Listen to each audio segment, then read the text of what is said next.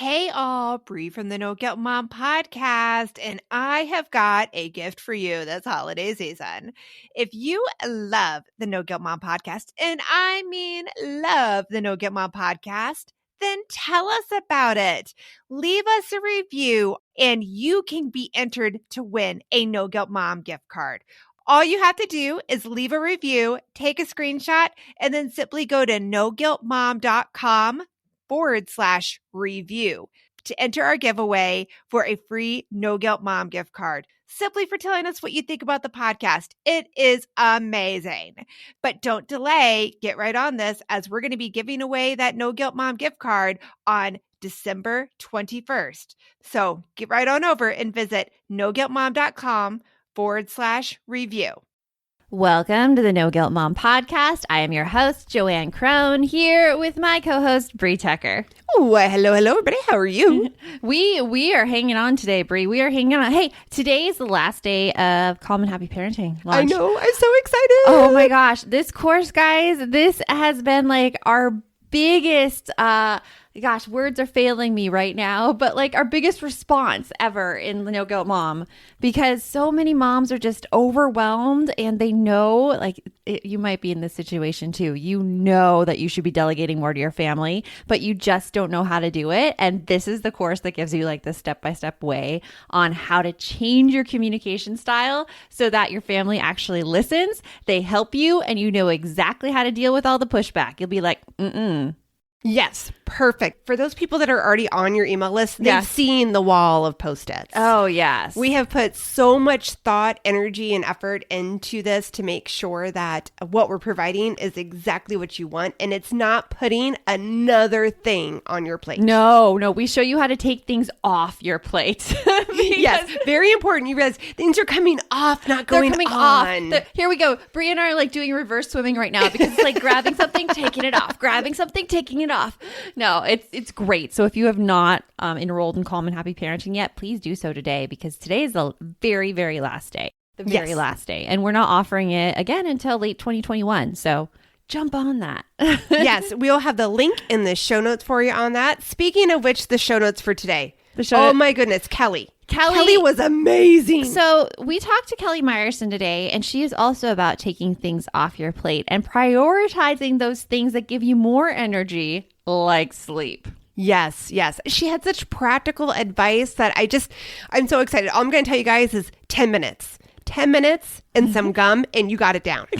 See, Brie goes for gum. I'm like iced caramel macchiato from Starbucks. That is the only thing that can make me do this 10-minute task that Kelly talks about in the interview. But we hope you enjoy our conversation with Kelly.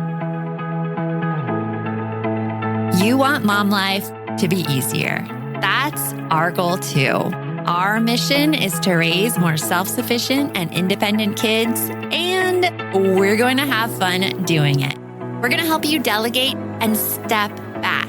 Each episode will tackle strategies for positive discipline, making our kids more responsible and making our lives better in the process. Welcome to the No Guilt Mom podcast.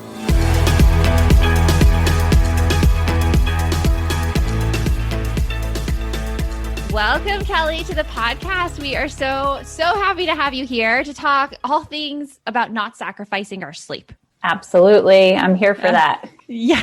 I'm excited because we were talking a little bit before this interview started about how moms tend to sacrifice sleep first to get all the things done. And that's such a common thing that you hear. Yeah, because you think that the only way you're going to get more time is by either staying up super late after the kids go to bed or getting up super early before the kids get up. So, yes. And it's just a cycle, a vicious cycle. It's a vicious cycle. Vicious. I need my sleep. I am mean if I don't get my sleep. I am too. Oh my gosh. We could go into a whole thing. But can you tell our audience a little bit about who you are and what you do? I certainly can. So yes, I am a sleep expert. My background is in occupational therapy. So I've been working with kids in pediatrics for the past 20 years, and I have a certification in sensory integration. So that's sort of my background. I'm a mom, so I totally relate to all of the things that moms are trying to accomplish. And I truly believe we can have very happy, joy-filled lives and not have to sacrifice our sleep, our self-care,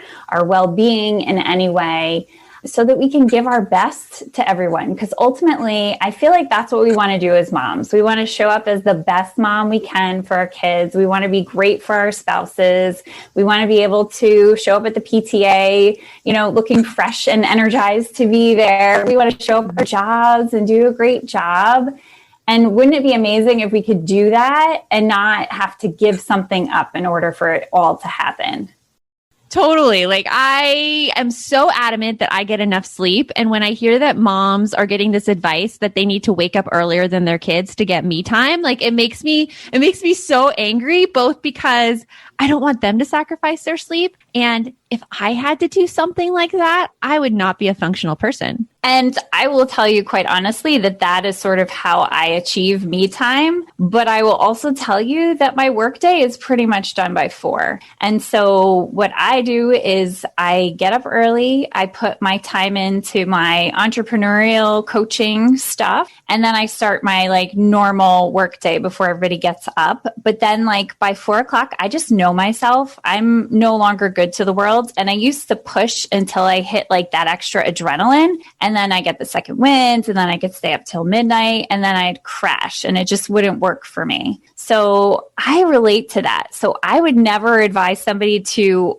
rob your sleep, the beginning, the end. It doesn't really matter, right? We still need to get those 7 to 9 juicy hours of sleep so that we're restored, so we feel good. It's good for our mental health. It's good if you're trying to keep your weight in check. It's just, there are so many benefits, and we can't even go through them all today. We sort of know that. But then what people want to know is, well, then how the heck do I get good sleep? I get it. I'm bought in. It's a human imperative. But what do I do? Oh my gosh. How do I make it happen? I do. I want to dig into this one, because a lot of times when you have to wake up early, and I think I am like you, I wake up naturally early, and asking me to stay up later though to accomplish things and later to get my me time, that's really where I say no. My husband stays up till midnight, and I'm like, nope, I'm in bed by 9:30. I just cannot function. But I mean, Bree's the opposite. Bree's sitting here nice and quiet and just smiling. I'm like, yeah, not me. No, I have a different setup. I do much better staying up till 11 midnight, and then sleeping until my sweet time is 7:30. I just do much better with that. And it's really funny. And Kelly, I'm kind of curious about your expertise on this with sleep. I've tried shifting it because, like I just said, if I go to bed between 11 and midnight and I get up around 7 or 7:30, that's 7.5 hours, and I'm fine. But if I have to flip flop that, let's say I go to bed at 10 and then get up, at 5:30, it doesn't work. I'm super cranky. I'm tired. I'm dragging. I don't know what it is. It's just not in your makeup. So here's the thing. Yes, we all need that 7 to 9 hours of sleep, whatever that amount is. And some people, it's more 9 or 10. You just have to kind of know yourself. But it's a really good point that what you're saying is your sweet spot of sleep is going to bed at 11, being able to sleep till 7. It's totally normal for us to be in a different place on that sort of 24-hour scale. If you think about it, when we have our little ones, they need more sleep than we do, right? They need to get closer to 10, 12, depending on their age. And then something happens with our teenagers, right? They start wanting to stay up later. Now, this is not a behavioral thing. This is a human design thing that they start to do that. They want to stay up later and they want to sleep later. But where they start to struggle with their sleep is because that's not the way that the schedule is designed for school. We're asking our teenagers to get up earlier and earlier, and they're miserable, just like us if we don't get enough sleep. Right? Why is our system set up that way? I agree, because you look at the school system, and at least out here in Arizona, specifically where we live in Phoenix, the high schools start at 0 hour. I think starts at 6. I had a high school that started 0 hour. I've never heard of 0 hour. 7 a.m. was our 0 hour, though. It wasn't 6. I never heard of it until I moved out here. And then school starts at 7:25. Okay. And I just have to laugh about this because I already told you guys my schedule, right? My daughter is in 7th grade, and she's already getting anxious about going into high school in 2 years, that mom is not going to be able to get up early enough to to get her to school on time. Yeah. He's already like, it's so rough. But yeah, I mean, and then, so again, high school starts at like around 7-ish in the morning out here. And then the elementary begins about 8. And then middle school begins at like 9. I know not where your daughter goes, but most of the middle schools out here start around 9:30. And it just blows my mind. It's crazy. So I don't know why they do that. It's not designed. It's designed for efficiency, not for like the well-being of the people involved in it, right? For bus schedules. It's bus schedules. Well, why don't they just flip it and have the elementary? Yeah, why not have the elementary start early? Because we all know that your kindergartner is getting up at like 5 a.m. They just are. It's so true, so right? Let them go to school that early then. I don't get why they just don't do elementary, middle, and then high school. But yeah, whatever. I'm off my soapbox. I will step down now. Plop, plop. I'm on it with you. I feel you. I feel like it's not, I mean, that has totally been one of the benefits of being home in virtual school. And like, it doesn't necessarily need to start that early, or kids aren't really necessarily expected to be there that early. They can sleep a little bit more. I know for me personally, being able to sleep a little bit more on the days I don't have to commute feels like a dream. Like, it's amazing. I feel like a whole person because I can get enough sleep. Exactly. Right. But there are times in our lives where we do need to adjust our sleep schedules, like for work and stuff. And isn't there a way that if you're not naturally a morning person, but say you get a job where you do have to be there a little bit earlier, like that you could adjust your sleep schedule and eventually be okay with it? My son is playing a game right now on his computer where he's a thief and the cops are after him. So I'm so excited about this new app, Give As We Grow, where instead of being the quote unquote bad guys, kids are practicing giving back. That is so cool, JoAnn. I really wish that there was something like this when my kids were younger that got them excited about giving back to others and helped them build a better understanding of what it really means to volunteer. Give As We Grow is the first of its kind free educational mobile app for children ages 8 to 11 that teaches kids via fun, service-focused minigame quests to tap into their unique talents and interests to help others. And did you know that studies show that there is a biological connection between generosity and happiness, and that volunteering improves people's physical and mental health? I mean, kids who volunteer typically do better in school and are less likely to engage in risky behaviors. And that is something that I think we all want for our kids. Ready to spark a new movement in generosity? Find and download Give As We Grow for free in the App Store for Android and iOS. And for resources for the whole family, visit giveaswegrow.org. This message is sponsored by Greenlight. It is so hard to raise kids who know how to manage money. Bree, right now, my kids are all about earning money for presents. My daughter wants to get presents for all of her friends, and my son is doing a Secret Santa with his friends. Oh, I hear you. And if you're looking to raise kids that are financially responsible, we have got a lifesaver recommendation for you that you need to check out. It is Greenlight. Greenlight is a debit card and money app made for families that gives kids and teens an easy and fun way to gain financial literacy, all while giving parents peace of mind. You can send instant money transfers, automate allowance, and even keep an eye on kids' spending with real-time notifications. Meanwhile, your kids can begin their journey towards financial autonomy by learning how to save, invest, and spend wisely. So sign up for Greenlight today and get your first month free when you go to greenlight.com/NGM. That's greenlight.com/NGM to try Greenlight for free. Greenlight.com/NGM. Totally. You could. You just have to get into that routine. So you'd have to, even though it's more naturally, I mean, think about people who work overnights, right? So they have to sleep during the day and they have to be working at night. So you can shift and adapt to it. So what you want to be able to give yourself is more sleep opportunity.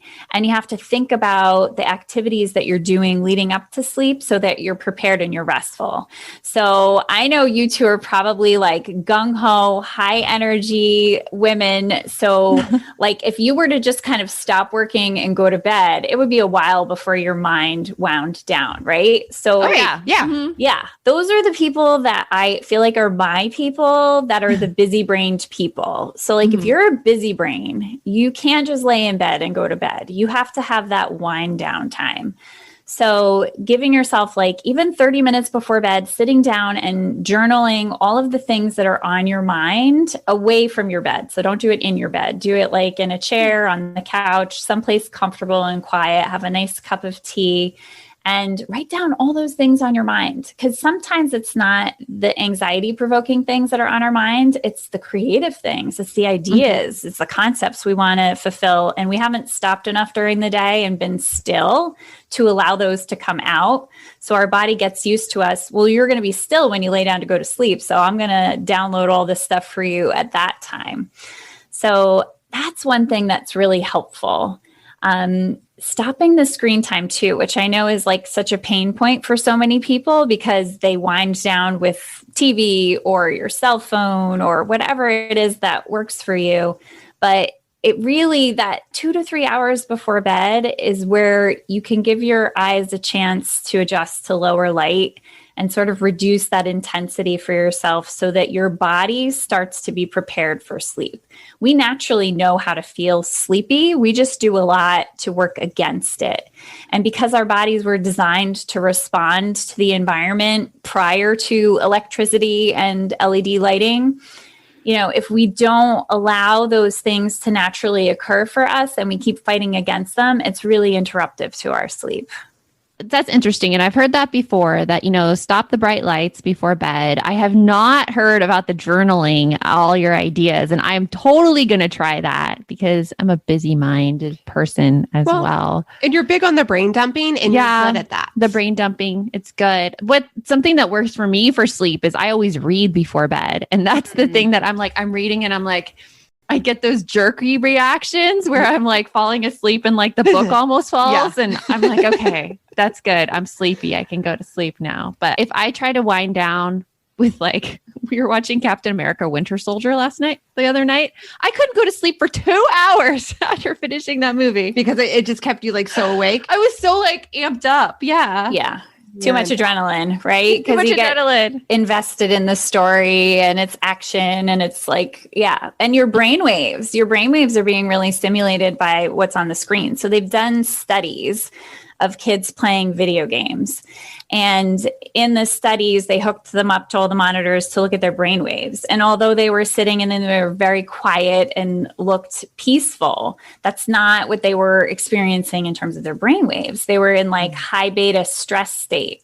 Okay, so we have 5 areas for our brainwaves. So high beta is your stress and defense. And then all the way down at the bottom is delta for sleep. So like you said, if you're in this state of high beta from all the adrenaline, from all the intensity and activity of your day, and you try to lay down, you're sort of okay, well, here I am. Where is sleep? You can't do it. No, you need to help your body step down. So if you think, I love to operate from sort of what was the natural human design, and then, okay, so how do I make that happen in this world, in this life, right? So we would awaken because the light would hit our eyes and we would wake up. That's time to wake up. And then as the light started to go down, we would start to feel sleepy and we'd have what's called sleep pressure that make us feel sleepy and we would go to bed. So now we have lights all the time, stimulation all the time, activity all the time. I mean, you could literally, with everything we have out there between social media, Clubhouse, 24 hours a day, you could have access to being connected to people. Mm-hmm. So it's also honoring yourself in the disconnect and taking that time to be by yourself. So the example you gave of reading a book is such a great one for so many different reasons. One, if you're reading an actual book, you're not looking at a screen. You're reading from a book. You probably have some lower lights and you're giving yourself a chance to wind down from all of the activity of the day. Stories are a great way to sort of light up a different part of your brain. You're thinking about the storyline in the book and you're sort of freeing your brain as you would in a dream state. So that's a great way to kind of chill out. And I really like ebooks, but I use a Kindle that doesn't have a backlight because that's the only thing that will not keep me up. Yeah. Yeah. And the other thing we do is we keep our cell phones next to our bedside table, which is sort of like if you're having trouble sleeping, then you're like, oh, well, here is this whole entry into a world of distraction. And the problem with that is the worst time of day to be getting that light into your eyes is between 11 p.m. and 4 a.m.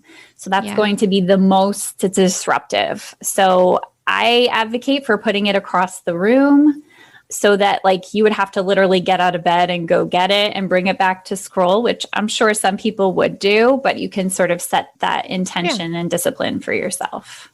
I see that also with teenagers who have cell phones. Like my daughter is 12 and she does have a cell phone, but we have a charging station downstairs that the cell phone has to go into at night because I'm a sleep geek. I've read the sleep books and I'm like, you cannot have the blue light. You don't understand. This happens and this happens and then you can't go to sleep. And then it's worked for us that way.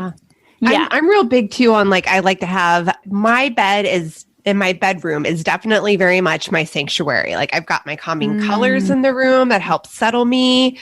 I like my aromatherapy. So I have my lavender oil mix that I do at night. It's like a little bit of lavender, lemongrass, cedar wood. And I put that on and then I have my lavender lotion. And it just honestly, I can lay down in my bed and be asleep, head on pillow within about 10, 15 minutes. That's amazing. I am a gifted person. I'm a gifted sleeper. I'm one of those people that can fall asleep almost anywhere when I'm there. And I'm doing what you said, Kelly, I'm not letting myself, when I do have times where my brain is busy and I also have to be able to fall asleep at the time that I'm actually tired. Cause if I lay down and it's not time to sleep, I can't fall asleep within 10 minutes, but when it's the right environment, I can certainly do that for sure.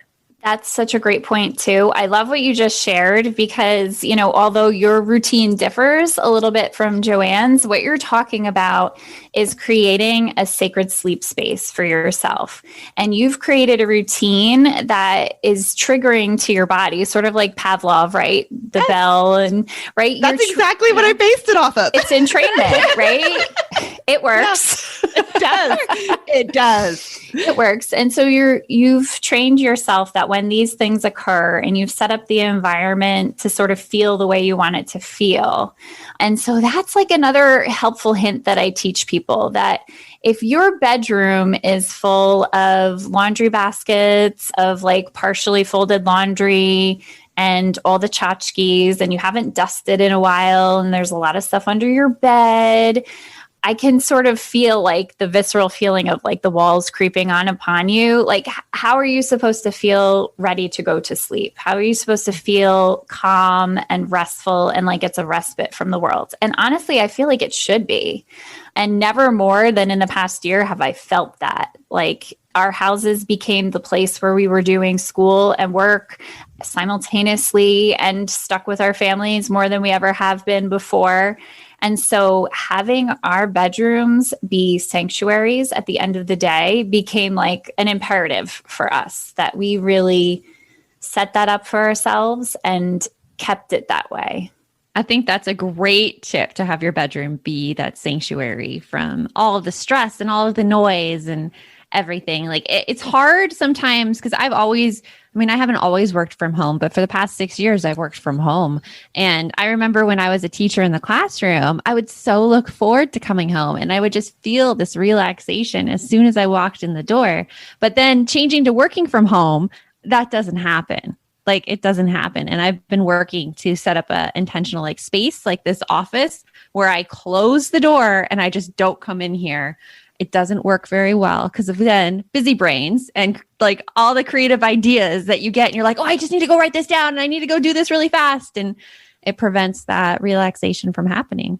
Yeah. And I think what also happened for me is all of a sudden, all of the projects that were unfinished at home were looking at me all day long.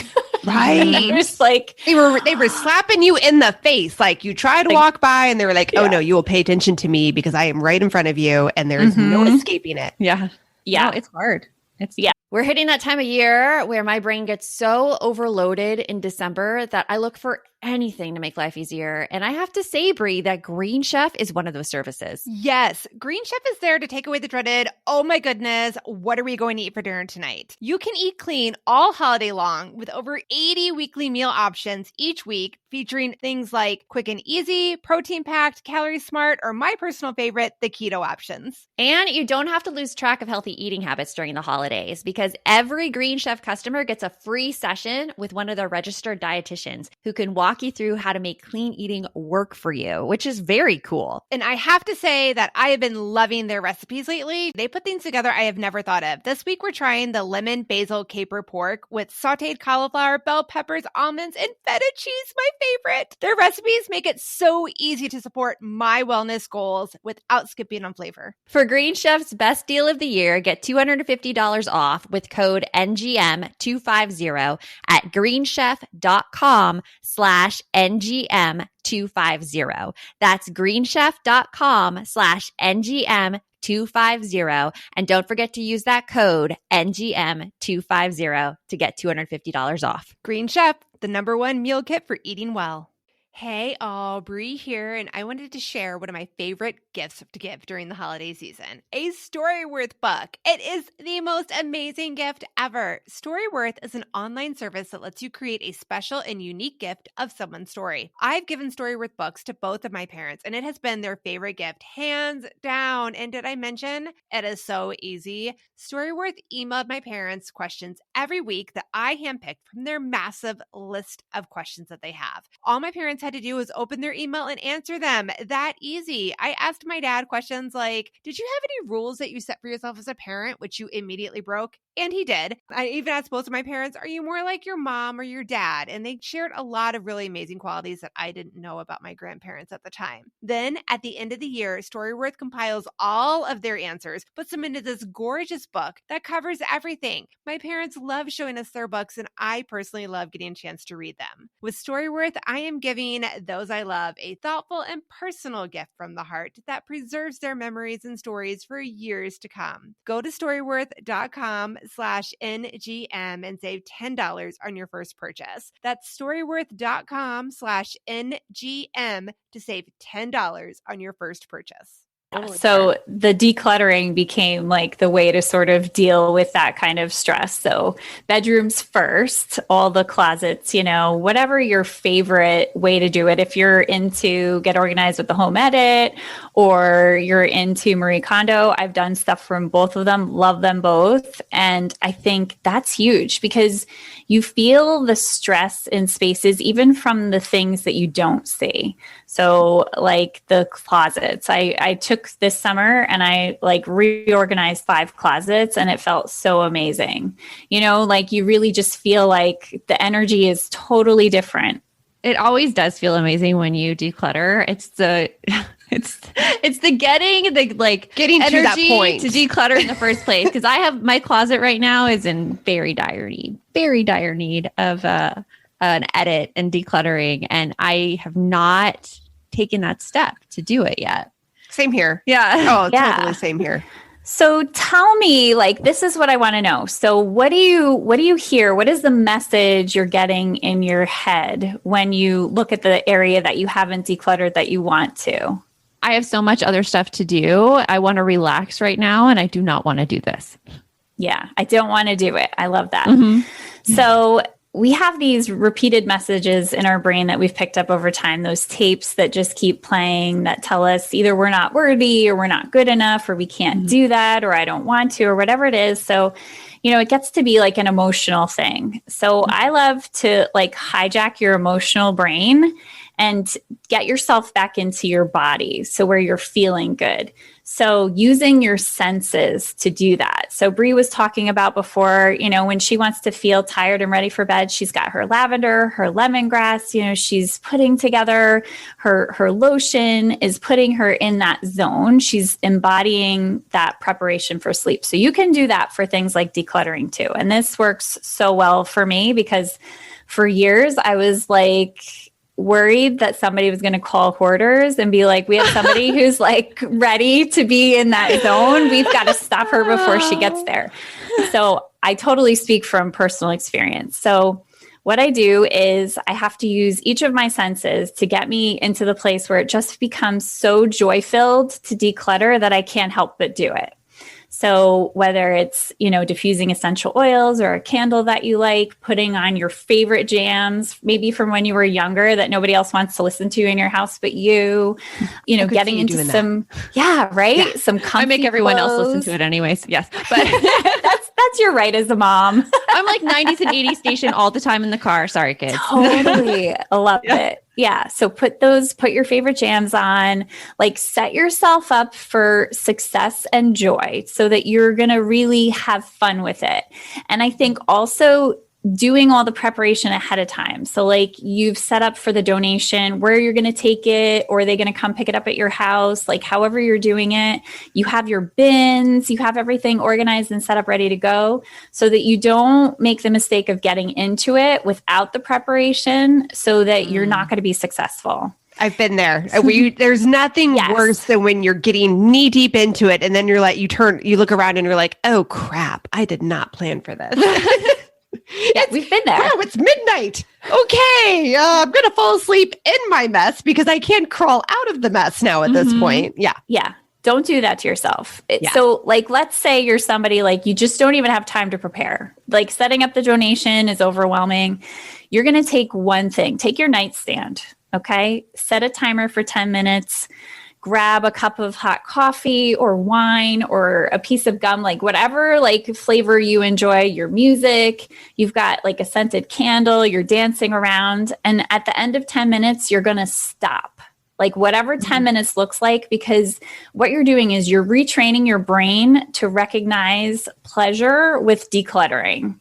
So yes, this is how it works. So it's your reticular activating system, which is like in the base of your brain, like in your brainstem. So your reticular activating system notices things. So it's like if you decide you want an orange SUV, and you're like in the market for the orange SUV, and all of a sudden everywhere you drive, you're like, there's an orange SUV and there's an orange SUV. That's your reticular activating system at work. So what you're doing is you're bringing in all this sensation and joy. You're doing this activity. You're ending at 10 minutes so you feel successful, and you can come back and do another 10 minutes, but you're retraining your brain to see those opportunities to declutter as fun and joy-filled. Okay, I'm going to try this. I'm still going to try this. If not, just to like, I'm a little bit ornery and I'm like, oh yeah, reticular activating system. I'm going to show you. But no, I think it'll work though. But part of me does say that. So for me, and my big issue is time. I'm huge. I always feel like my time is slipping away from me and that everything is overwhelming. So I love that this is 10 minutes. Yeah. Because I feel like no matter how crazy my day is, I could find 10 minutes to jam out and do this for myself. And decluttering would be me time because it's focusing on what I want to do. And even if I don't want to clean, all the things you're saying are things that I want to do. Yeah. I want my favorite gum. I want my iced coffee, and I want my candle, and I want my jams. Yeah. So right there, it's a great way to take that prioritizing and giving yourself some me time while being productive and not feeling like my time was robbed from me. Yeah, I think I can get on board if an iced caramel macchiato is also in my future for decluttering. I think I could do that. Oh my gosh. And it's all like tremendous self-care.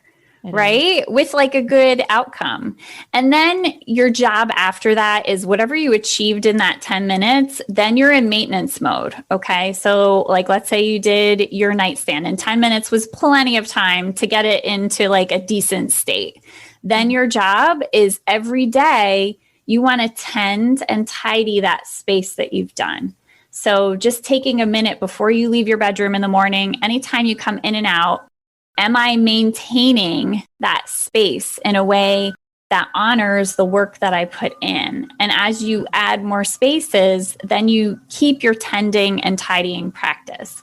Because what that does is you don't end up having, these spaces that you're continuously decluttering, and then they collect all the clutter and they get bad again. And then you come back again.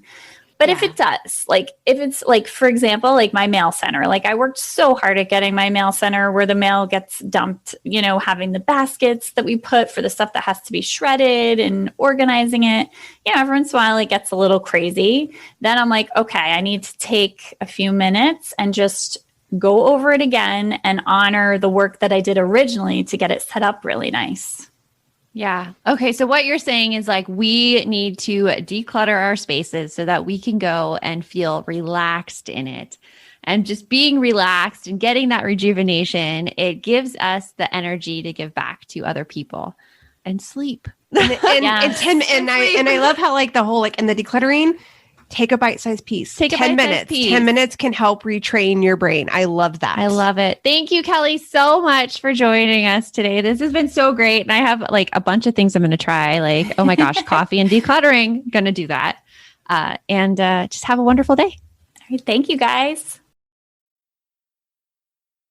Okay, so I think I need to go to Starbucks and get myself a drink and set my timer for 10 minutes to declutter my closet. I am going to do the exact same thing because I will admit, like I mentioned in the episode, I worked really hard. I bought my house 2 years ago, and I made sure that when I was moving in, that room was everything that I needed it to be to decompress. And I feel like the room is, but my master closet, oh heck no. No, you know what? Capital H, heck no. I used to be so adamant about the benefits of, you know, feeling good about your wardrobe. Like I had a class, Outfit Mastery, which was like, if you've been following No Guilt Mom way back in the day, you might remember Outfit Mastery. But it was all about taking out the clothes that like no longer serve you and you don't feel good about, making sure your closet is filled with those things that light you up. And right now, my closet, well, first of all, we switch seasons, and I really need to take out the warm clothes because you can't do that here. Okay, which I think is hilarious because Phoenix, we have 2 seasons. Yeah, we have 2 seasons. When we're moving into the second season, which, you know, for those that it's hitting as we're recording, like we've already moved in second season, and I'm like, no, it's already hot. It's already hot. You have to go to shorts and dresses and like tank tops. And it's funny too because Lonnie has told us the same thing in our episode with Lonnie and Lender about your wardrobe. And Kelly doesn't just talk about the closet, but when she said things that are cluttered, you and I both immediately went to our master closets. Oh yeah, the closets are causing us stress. They're causing me so much stress. I don't even want to go in there. I see all my shoes, and I'm one of those people who like the shoe rack is way at the end of the closet. So I'm like, and we take off and we toss and we toss. At least you have a shoe rack, man. It's not a rack. It's on the floor under the clothes. Okay, that's our issue. Because I toss. So mine's the same. Like we have no shoe rack. We have nowhere to put shoes. So it's just like you go into my closet and you trip over shoes and bruised handbags. I don't know how I have so many purses, being that I'm like not really that big into purses. Like seriously, I've had 2 purses this year, but I've got probably 10 in my closet. Time to declutter. Time to get your gum and declutter. I'm going to have to. So oh goodness. Remember that the best mom is a happy mom. Take care of you, and we'll talk to you later. Thanks for stopping by.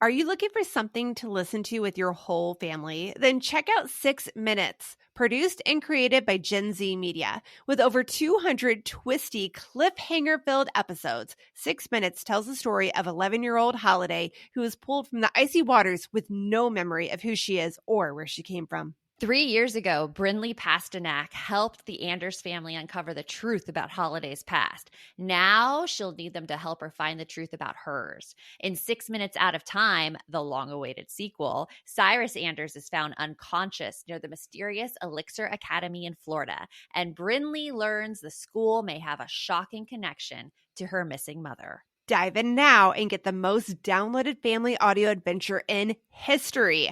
Follow 6 Minutes wherever you get your podcasts. You can listen early and ad-free with the GZM family subscription.